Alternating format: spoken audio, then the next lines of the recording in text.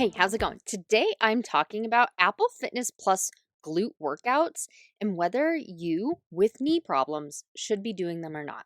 This is Running to the Castle, a podcast for injury-prone RunDisney runners on a journey to running magical miles. Join me, Dr. Allie, as I share the secrets I've gathered as a runner, doctor of physical therapy, and coach. You'll learn the exact ways I get my clients to the castle strong without feeling broken or held together with KT tape as they cross the finish line. So the other day, I pulled up an Apple Fitness Plus workout, and I specifically went through and chose a collection, glute workouts, and you're supposed to take these workouts and make them split upon certain days. So they recommend workout 1 and then workout 2, and the first workout looked like a traditional strength workout. The second one looked like a Pilates workout. I will say I only did the first one, the traditional looking strength workout, and not the Pilates one. So that's what I'm talking about today. And I did it, and holy cow, it was so hard. And I'm not the strongest person. I strength train because I want to keep my body healthy to be able to keep running. But let's be real, I would rather just go out and run. And I didn't even start really strength training until a couple of years ago, a couple of years into running. If you know my running story, I started running in college to be able to study my notes and work out at the same time. And so I would just get my flashcards of what anatomy and physiology I needed to memorize. And I had a know it pile and need to keep going with it pile. And I had to stay on the treadmill until everything was in the know it pile. Now, it was a reasonable pile as I was going through it, but it was still a lot. And before I knew it, I was running 60 minutes. And then I was like, this is actually kind of fun. It's enjoyable. I'm not dying as I'm running.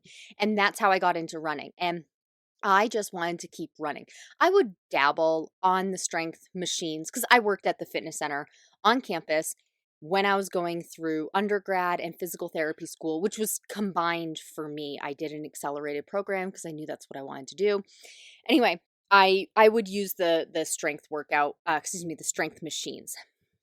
But I typically don't like doing the traditional, I don't really like doing the workout videos. So I have access to Apple Fitness Plus because we have so many Apple products, and Royal has to buy them or doesn't have to, but he does buy them for his work. If you don't know, we own a business that he runs, and he has a bunch of employees. So when they have new employees, they get Apple products, phones for the salespeople, and computers for everybody. So we keep getting access to Fitness Plus. Every time you get a new device, you can have, 60 days, 90 days free with Apple Fitness Plus. So I pulled one up the other day, and this was specifically called Strength with Sam, 30 minutes, and it was episode 80.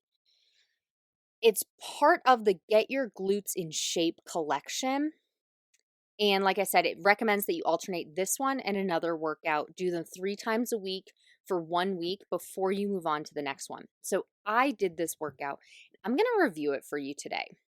So in this workout, you have a warm-up, and then you have 2 blocks of 4 moves each with a glute burner in the middle. So what you do is you do your warm-up, then you do block 1, which is 4 moves, and you do that twice.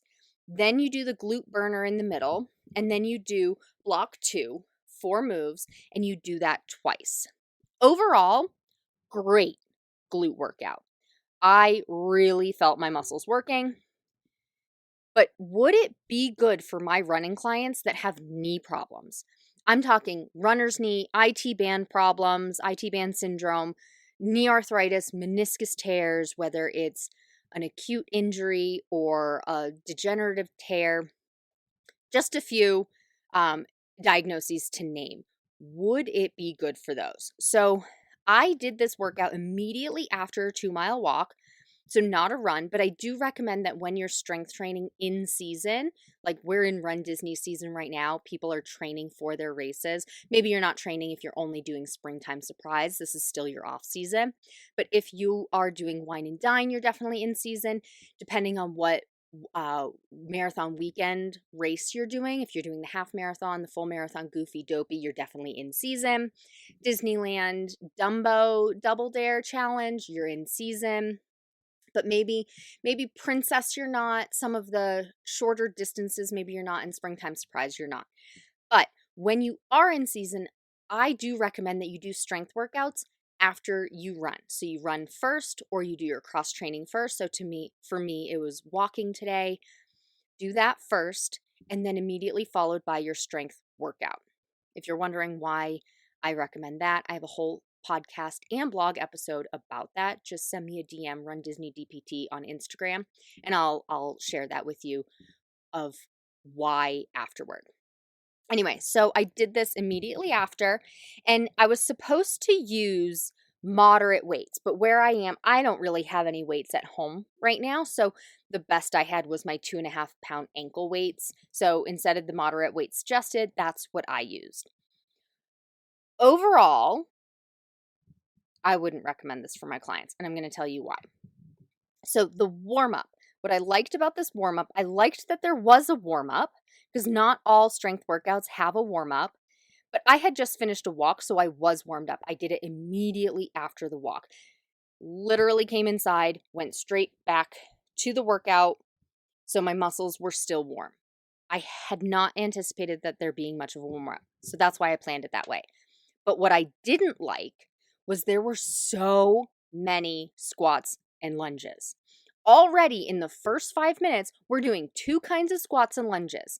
For me, this was fine, but the runner with knee problems, they would have had to skip over practically the whole warm-up. The warm-up was a squat with a hip opener, a squat with a forward reach, reverse lunges with a trunk twist, and high knee skips. So squat with a hip opener, you're squatting, then you're picking one leg up and opening up your hip, swinging that hip around and then planting, doing a squat again, and then the other leg does the hip opener. So not only are you doing a squat, but you have to replant your leg every time. And you know that I don't recommend dynamic exercises like this for somebody with knee problems in the beginning stages of having knee problems. So that's a double whammy right there. And then we have a squat with a forward reach. The forward reach is fine, but again, you're squatting. Reverse lunges with a trunk twist. So again, this is a dynamic workout. So you have to step backward, lunge, twist. I anticipate 90% of my clients with knee problems would not be able to do that. They would have to skip it. And then the high knee skips, I think should be fine. But if somebody has a really irritated knee, then they're skipping 3 or 4 of the warm-up. 3 of the 4 exercises in the warm-up. Let's move on to block number 1. Block 1 had deadlifts with a moderate weight, goblet squat with a reach back holding a moderate weight, static lunge holding a moderate weight in one hand and the other arm out, and then bear crawl position with a leg reach back. So I anticipate that my clients would have been able to do the deadlifts because this is typically an exercise that doesn't involve a lot of pressure through the knees since you only have a slight bend and you're supposed to push your butt backwards. So it's more glute dominant than quad dominant. However, some people with a really flared knee still wouldn't be able to do this. So that is touch and go. Then there's the goblet squat, the static lunge, and the bear crawl position. Squats and lunges typically are a no-go for my clients with knee problems. So they would be skipping those 2. And then the bear crawl is really hard.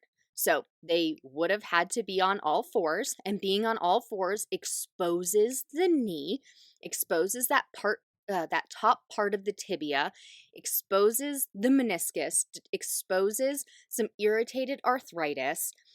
So being on hands and knees, that would be painful for the majority of my clients with knee problems. So all in all, you would have had to skip 3, if not all 4 of block 1.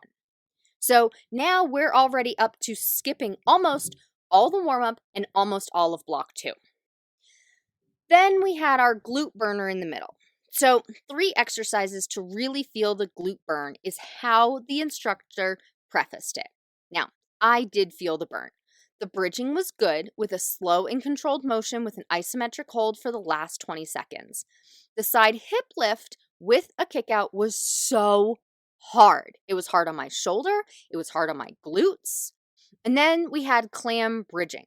That one was just plain weird. To be honest, I have never seen somebody do that exercise before. And I think it would have been a crapshoot if someone with knee problems could have done it. I think if their knees felt okay that day in that position, it would have been fine. But the way you did it was you laid on your back with your feet together and then you let your knees fall out. So like that butterfly position. And then you kept and then you pushed up to lift your hips off the ground. So that could put a lot of pressure on your knees depending on how flexible you are, because your knees might not be touching anything. You might need a yoga block under your knees. Maybe it didn't say to have a yoga block, so maybe you didn't have one. Overall, it was weird. And I think, and honestly, I think someone with runner's knee or IT band syndrome actually would have gotten symptoms with the positioning of this one, because when they engaged to lift, it added pressure to the outside of the legs, whether the knees were touching the floor or a yoga block or not. So of these exercises, there's potential for 2. Bridging is a definite yes for a runner with knee problems, that they could do it. And then the clam bridging is a maybe. That side hip lift with a leg kick, that would be a no. It would add too much pressure to the knees. I could feel pressure on my knees. It wasn't painful, but I could feel pressure. So glute burner, we're looking at skipping 1, maybe 2. All right, block 2. We're back to having lunges and bear crawl position. So these exercises are a sumo deadlift with moderate weight, lateral lunge with a skater tap holding a moderate weight, a curtsy lunge holding a moderate weight with the other arm out, and the bear crawl position with a leg side kick out. So I think the sumo deadlift as the first exercise may have been fine. My concern, though, is the wide stance for this. So someone with knee problems could probably do it with a modified stance, so bringing the legs in. So I'm going to say this one would be skipped, because you'd be just doing regular position deadlifts, which isn't the exercise here, so you'd be skipping it. Lateral lunge with the skater tap is a definite skip. The lateral lunge is a problem with the pressure on the knees, and the skater tap makes it so you have to replant your leg with repetition every single time again. We're back to dynamic and replanting of the leg. Someone with knee problems, every time you have to replant your leg, it's potential for that knee to twist and irritate something like arthritis or a degenerative meniscus tear. The potential is just so high there. And then we have the curtsy lunges, are a definite skip. The position of that back leg in the curtsy adds a lot of pressure to the knee. So someone with knee problems would have to skip this, because they'd likely have a lot of pain with this one. And then finally, bear crawl with a side kick. The bear crawl position, again, it's really challenging. So I anticipate that you would be on all fours, which exposes that knee, which exposes that arthritis, which exposes that meniscus, and puts a lot of pressure on them because you're putting weight through this inflamed area. So you'd have to be on all fours, you'd have to skip it. So overall, what I liked about this workout, I like the music choices. I didn't necessarily sing to the songs, but it kept me entertained. I liked how the workout was structured. The instructor told me when to go slow, when to add some extra oomph. Overall, the time passed very quickly. And I like that it was circuit style, where I did the 4 exercises in the block before starting them again. What I didn't like about this exercise, so many squats and lunges. Oh my God. And for me, without knee problems, I can do them, but I was specifically trying this workout because my clients ask me about strength workout recommendations from Peloton and Apple Fitness Plus. So here I am. I didn't like that the majority of the exercises were dynamic. For a runner who has knee problems, having to plant that leg after every single repetition leads to the possibility of tweaking the knee again. I recommend sticking with static position while working on rehabbing your knee. So, number of exercises likely completed, possibly 4. Number of exercises likely skipped, 11. So, out of 15 exercises, we're skipping 11 of them. That is almost 75%. So, is it good for runners with knee problems? I'm going to say no. This workout isn't worth it for runners with knee problems because you'd be skipping or modifying 75% of the workout. And then you have to go and find other exercises because you didn't get a great workout. It was super short and you didn't work your glutes. So then you're going to waste your time going and looking for another workout just to find out that you have to skip it again because there's no preview of what these exercises are. So you have to go through the workout to find out that you have to skip the workout. It is such a waste of time. So instead, I recommend finding a workout that doesn't have all of these squats and lunges if squats and lunges are a problem. And if you're listening to this, they're likely a problem. And it's not that you can't ever do them, unless you don't want to ever do them. You don't ever have to do them. But you don't need to go through a ton of pain just to get a good workout. There are other exercises to do. I recommend building either your own program or finding a program that works for you that doesn't have all these squats and lunges so then they don't irritate your knees. So I do have an option for you. So I'm hosting a free workshop on September 25th. Build your glutes. It's specifically for runDisney runners who have knee problems and want to strengthen their glutes without having knee pain.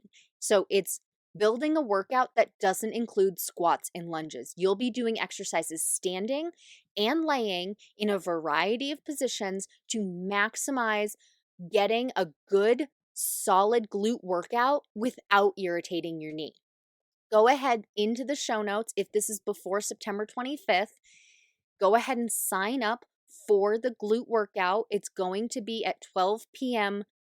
Eastern on September 25th. So you have until that morning by 10 a.m. Eastern, September 25th. Go ahead and register. I'll keep the registration open until then. And sign up for building your own glute workout that doesn't irritate your knees. As always, thanks so much for listening. That's all for now. Talk to you soon.